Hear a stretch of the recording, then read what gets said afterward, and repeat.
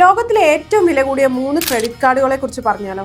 Third പൊസിഷനിലുള്ളത് American Express Centurion card. ഇതൊരു black കാർഡാണ്. ഈ കാർഡ് ആർക്കും അപേക്ഷിച്ച് വാങ്ങാൻ കഴിയില്ല. പകരം കമ്പനി നേരിട്ട് ഇൻവൈറ്റ് ചെയ്യുന്നവർക്ക് മാത്രമേ ഇത് ലഭിക്കത്തുള്ളൂ. വർഷം മിനിമം 10 മില്യൺ സമ്പാദിക്കുന്നവർക്ക് മാത്രമേ ഇത് നൽകാറുള്ളൂ. ഇതിന്റെ ജോയിനിങ് ഫീ മാത്രം ഏകദേശം 8,30,000 ആണ് വരുന്നത്. അതുകൂടാതെ ഓരോ വർഷവും 4,10,000 വാർഷിക വരുമാനമായി കൊടുക്കണം.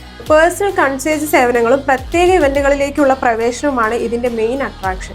സെക്കൻഡ് പൊസിഷനിൽ JP Morgan's palladium reserve card. ഈ കാർഡ് നിർമ്മിച്ചിരിക്കുന്നത് പലേഡിയവും 23 കാരറ്റ് ഗോൾഡും ഉപയോഗിച്ചാണ്. ഇത് സ്വന്തമാക്കണമെങ്കിൽ നിങ്ങൾക്ക് കുറഞ്ഞത് ഒരു $10 മില്യൺ ഇൻവെസ്റ്റ്മെന്റ് എങ്കിലും വേണം. ഇതിന് അൺലിമിറ്റഡ് സ്പെൻഡിംഗ് പവറും വിപുലമായ ട്രാവൽ ബെനിഫിറ്റ്സും ഉണ്ട്. ഇതിന്റെ ഇയർലി ഫീസ് ഏകദേശം 50,000 രൂപയാണ്. മറ്റു കാർഡുകളെ അപേക്ഷിച്ച് ഇതിന്റെ ഫീസ് കുറവാണ്. ഫസ്റ്റ് പൊസിഷനിലുള്ളത് ദുബായ് ഫസ്റ്റ് റോയൽ മാസ്റ്റർ കാർഡാണ്.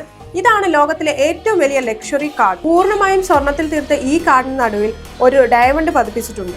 റോയൽ ഫാമിലി അംഗങ്ങൾക്കും കോടീശ്വരന്മാർക്കും മാത്രമേ ഇത് നൽകാറുള്ളൂ. ലോകത്ത് വെറും 200 പേർക്ക് മാത്രമേ ഈ കാർഡുള്ളൂ.